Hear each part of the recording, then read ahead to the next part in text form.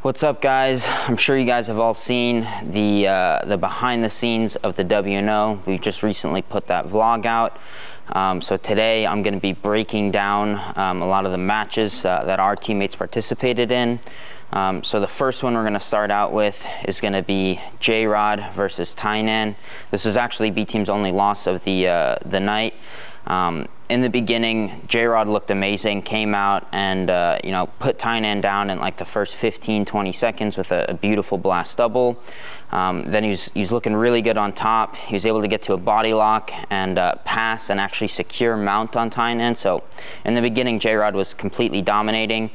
And then unfortunately, as the match went on, Tian was able to secure top position, and he was able to get close to his back once, and then eventually later in the match ended up actually securing the back.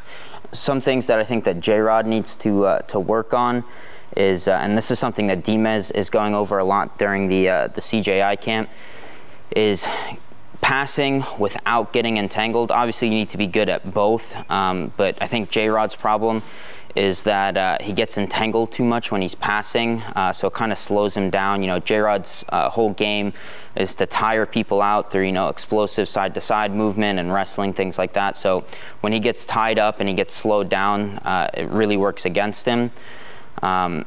So yeah, J-Rod definitely needs to get better at that. And there's one specific sequence too that allowed Tian to get top position, and that's kind of where the match you know, started switching over in Tian's favor. He had gone for an outside heel hook on J-Rod, and then J-Rod wanted to kind of clear his knee, and then Tian started to chase the back with like a calf slicer, and that's what allowed him to start taking top position.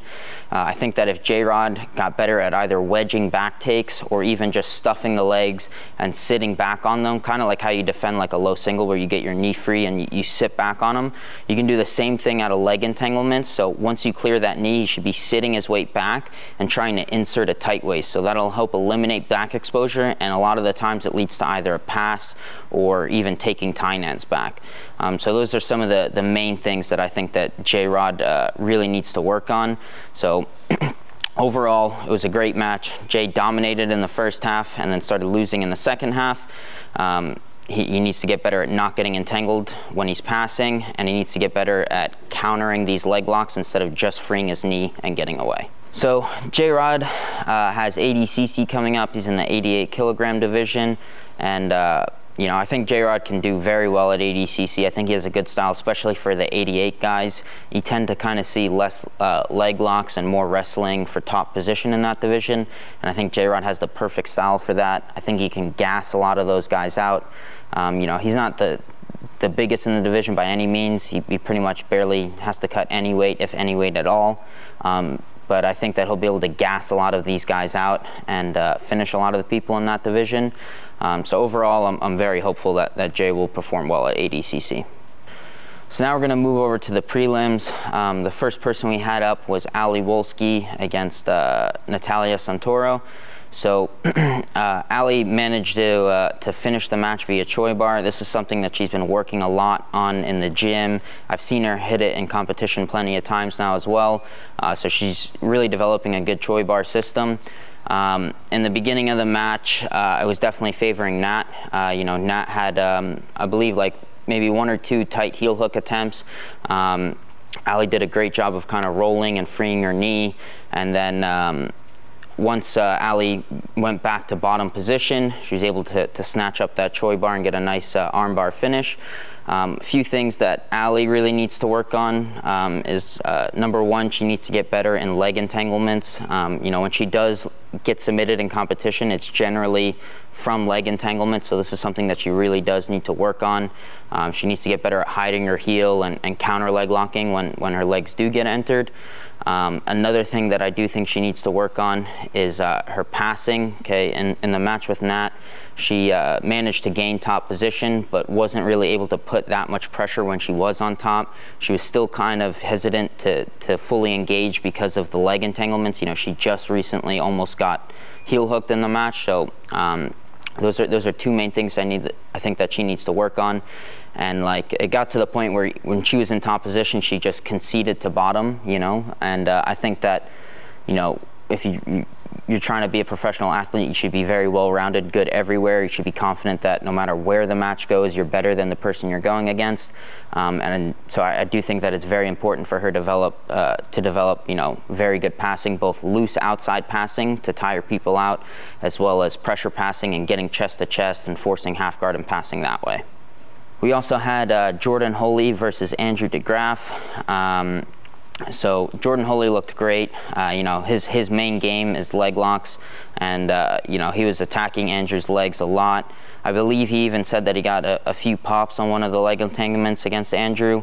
So, you know, spent the majority of the match just, you know, viciously hunting the legs, and managed to get a few pops, and was definitely on the offensive out of those exchanges. You know, I do believe Andrew DeGraff had some of his leg attacks of his own, but Jordan's were much tighter and much closer. So he was pushing the pace, and then towards the end, Jordan Holy managed to come on top, and I believe he got a body lock and was able to pass straight to mount, so he was able to secure a decision win over Andrew DeGraff. Next one we got is Taylor Hishaw versus Lauren Sears. This was a great match for Taylor.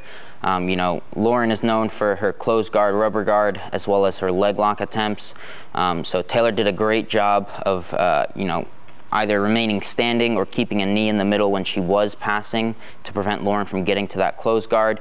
And then anytime Lauren got close to entangling Taylor's leg, she did a great job of just freeing her knee and disengaging. This is something that Jay needs to work on a bit, you know, is again, like, making sure that you don't get entangled as you're passing. That way you can just continue an offensive cycle and tire people out. And that's exactly what Taylor did. Okay, you know, she put heavy side-to-side pressure combined with pressure passing to tire Lauren out. And then she was able to eventually, you know, pass Lauren's guard. She exposed her back for a bit, even had a choke in for a second there. But, you know, Lauren's from 10th Planet. They do tons of, you know, EBI overtime rounds. So she did a really good job of hitting a turning escape. But yeah, overall it was a very dominant performance from Taylor, and she managed to win via decision. Last match of the prelims, we had Declan Moody versus Felipe Costa. So Declan's the Asian trials winner, and Felipe is the Brazil trials winner. So this is a, you know, a great lead up to ADCC for Declan. He gets to feel, you know, the guys that are going to be in his division. Overall, super, you know, dominant match from Declan. We had expected Felipe to come out and wrestle, but he came out and he immediately sat. And Declan has got very good passing pressure. You know, it's very tiring to be on bottom against Declan. And he did a great job of mixing up loose outside passing combined with pressure passing.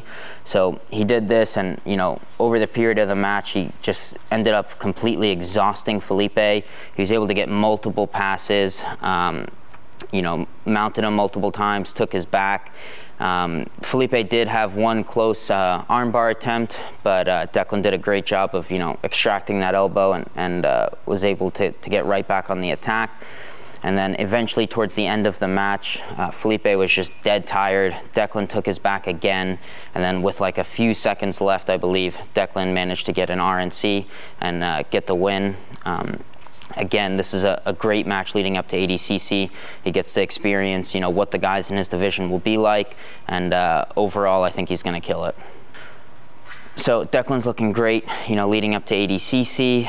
A few things I think that he could work on and get better at is I think that he should try and develop very good hand fighting.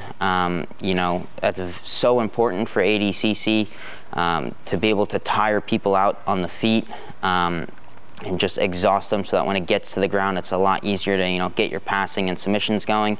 Another thing he could work on is his guard. You know, you're not, you know, ideally you want to be the best wrestler in the division. That's not always going to be the case. So it's very good to be confident everywhere. So he should know that even if he gets put on bottom in this ADCC run, he should be confident that he'll either be able to submit the people from bottom position or sweep and gain top position. So those are just a few things that I think that Declan needs to work on in order to take home that gold for ADCC. So that was the last match of the prelims. Now we're gonna break down the main card. The first one we got is Ethan Kinston versus Corb. Again, this is another important match leading up to ADCC. They're both in the same division. DeAndre recently won West Coast Trials with a phenomenal performance. He looked great. So the game plan going into this one was for Ethan to use heavy hand fighting to tire his opponent out, and then get top position, and then continue to put heavy passing pressure to further tire him out. Ethan followed the game plan perfectly. If you watch the beginning of the match, Ethan doesn't shoot that much. He's mainly just focused off of hanging off of DeAndre's head. Okay, he did a great job specifically every time that DeAndre would come out with a collar tie. He did it beautifully. Every single time he would fight back in for inside position so that he would force DeAndre's collar tie to become an overtime, and that would allow Ethan to start putting heavy weight on the head. In the beginning of the match, DeAndre had a very bent over wrestling stance, which is good for defending the legs. And then as you see Ethan's hand fighting taking place, you can see DeAndre's posture start to get higher and higher and higher. That's a great sign that you're winning the hand fight and that your opponent's getting more tired than you. Okay, again, when they start to stand more upright, it's because their head is getting pulled down, so they start standing more upright, and that opens a lot of leg attacks, on the feet. So eventually what ended up happening is DeAndre started shooting because he got extremely tired in the hand fight, and then Ethan was able to hit a nice heavy sprawl.